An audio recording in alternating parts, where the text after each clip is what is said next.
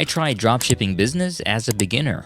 I badly wanted to have my own dropshipping business. I watched video tutorials on YouTube and did my own research on how to start it. It's always been my dream to have a side hustle that generates passive income.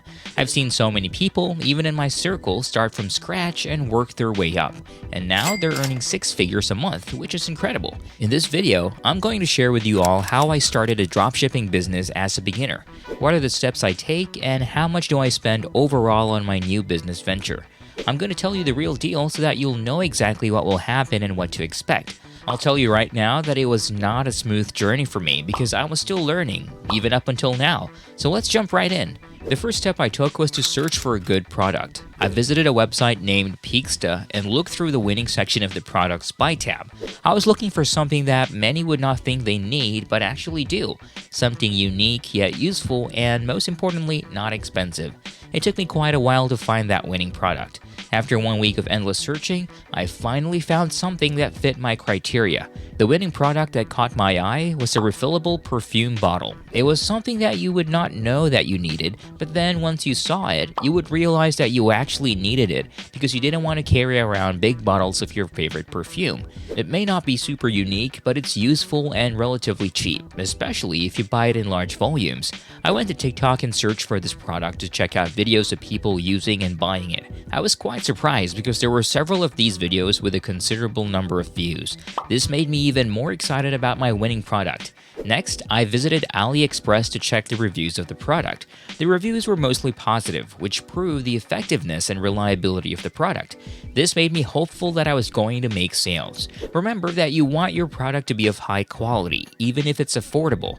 Most times, people associate cheap prices with low quality. I chose to go with this particular product and give it a try. However, I opted not to use AliExpress as the shipping method because, as we all know, it's not practical to use it anymore. It's not reasonable to expect customers to wait for 2 months to receive their products. Most products from AliExpress have to be shipped from China. Therefore, I decided to use an alternative shipping method, which is CJ Dropshipping. Although there are various options available, I chose to stick with CJ because most of the people I know use it, and it's considered one of the best alternatives to AliExpress. I searched for the product on CJ and was able to find it. After that, I accessed Shopify and installed the AutoDS app to automate the product fulfillment process, so I didn't have to do it manually.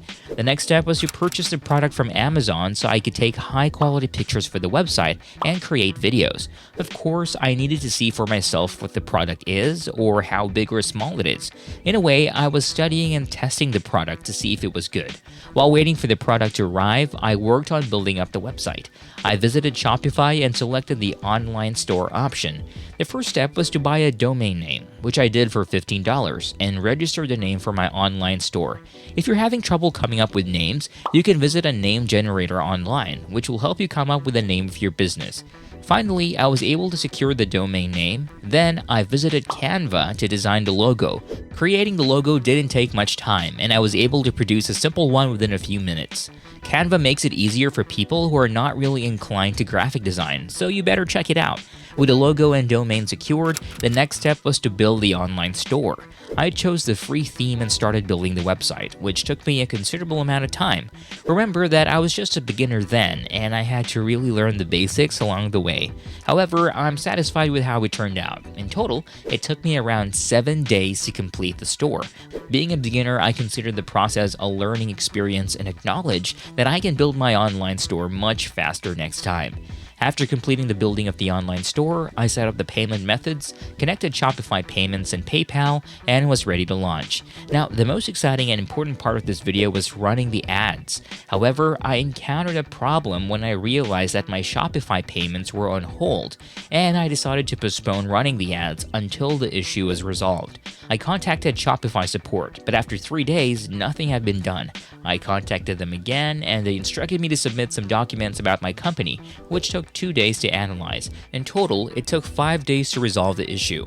Although the delay was frustrating, I remained calm and confident that everything would work out. Despite the short time it took to resolve the issue, for me it was 5 long days of waiting. Now let's go back to running the ads. I opted to use TikTok ads as it's a beginner-friendly platform, and running ads on it is not as complicated as on Google or Facebook. Also, getting banned on TikTok is less common. I created an account on the TikTok Business Center and was ready to create the ads. I searched on TikTok for high-quality creatives with a significant number of views. After downloading them, I used a website called Adarsis to remove the metadata, which is quite useful for TikTok. You just upload your video and it automatically removes all your metadata. After that, I edited the videos a little bit using Final Cut Pro. However, when it came to actually running the ads, I wasn't sure what to do, so I looked for advice from reputable people in the industry.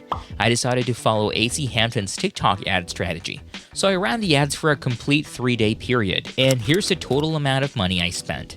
I paid $15 when I purchased the refillable perfume bottles, another $15 for the domain name, and $165 for the ads. I spent $195 in total on creating my online store. Now I know what you're going to ask next. How much money did I earn from my online shop? Was I able to make sales? You may be surprised to know that with $195 in capital and running the ads for a full 3 days, I was able to make $0. I had 0 sales. I sold nothing, and that's the real deal, especially since I'm a beginner. It was really challenging, and to be honest, I was disheartened at first.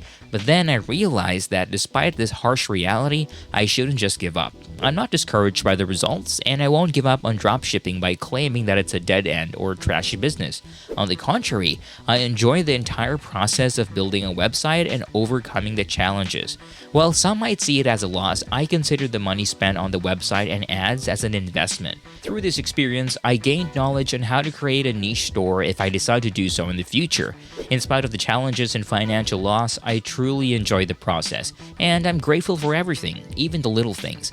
I'm determined not to give up on this journey, and I believe that eventually it will lead to something great. I trust in myself and in my skills for a breakthrough someday, and that's all I can do.